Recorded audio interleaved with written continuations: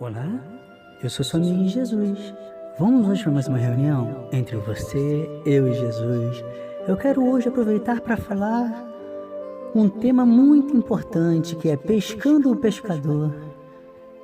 Em João 1, do 40 ao 41 diz: Era André, irmão de Simão Pedro, um dos dois que ouviram aquilo que João Batista e haviam seguido. Este achou primeiro a seu irmão Simão e disse-lhe: Achamos o Messias.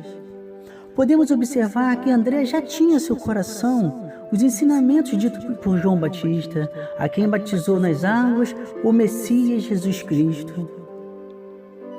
O começo do ministério de Pedro, em Mateus 16, do 15 a 17 diz: E vocês? Perguntou ele: Quem vocês dizem que eu sou? Simão Pedro respondeu: Tu és o Cristo, o Filho do Deus vivo. Respondeu Jesus: Bem-aventurado és tu, Simão, porque isto não lhe foi revelado por carne ou sangue, mas por meu Pai que estás no céu. A confiança em Jesus, Mateus 16, versículo 18 diz: E eu lhes digo que você é Pedro, e sob esta pedra edificarei a minha igreja, e as portas de Hades não poderão vencê-la. Antigamente as pessoas tinham o hábito de levantar altares para afirmar algo importante naquele local, e isso é como se fosse a cruz onde devemos depositar toda a nossa fé, considerando que a pedra citada é Jesus, a rocha viva. Jesus no controle total. Em João 6, no versículo 5 a 6 diz: Então Jesus, levantando os olhos e vendo que uma grande multidão vinha ter com ele, disse a Filipe: Onde compraremos pão para estes comerem? Mas dizia isto para o experimentar, porque ele bem sabia o que havia de fazer. Embora às vezes não saibamos, Jesus, porém, sempre sabe. Consequentemente, devemos sempre buscar a sua face, tendo como verdadeiro evangelho a Jesus e a cruz, onde devemos sempre depositar a nossa fé na cruz, que é o meio, pois foi onde nosso Redentor Cristo pagou um alto preço morrendo por nós, nos lavando com seu sangue de todos os nossos pecados, e a fé em Cristo, que é a fonte de onde vem o nosso perdão, restauração de todas as áreas da nossa vida. O milagre dos 5 pães e 2 peixinhos.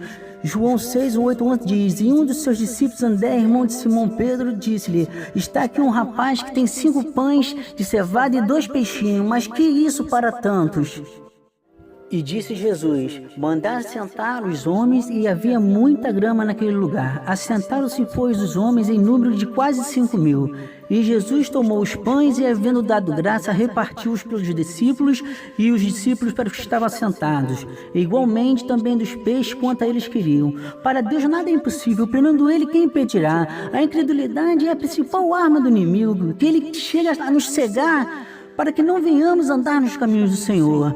Quando é pronunciada neste trecho: Mas que é isso para tantos? Entendemos que aquilo não era nada nas mãos do jovem, mas era tudo nas mãos de Deus. O poder da fé. Em Mateus 17, 20 diz: E Jesus lhe disse: Por causa de vossa incredulidade, porque em verdade vos digo, que se tiverdes fé como um grão de mostarda, direis a este monte: Passa daqui para acolá, e há de passar, e nada vos será impossível. Devemos observar que aquele jovem dos 5 pães e 2 peixinhos tinham limitações relativas à fé, e isso não pode ocorrer com a gente, porque a salvação é mediante a fé.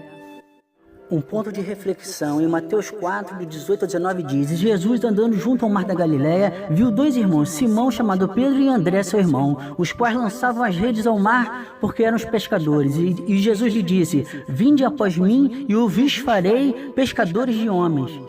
Talvez não venhamos a ser como Pedro, pescador de multidões, autor de livros na Bíblia, mas que sejamos André, ao qual falou das boas novas de Jesus para o seu irmão Pedro, e se tornaram discípulos, pregando o autêntico evangelho.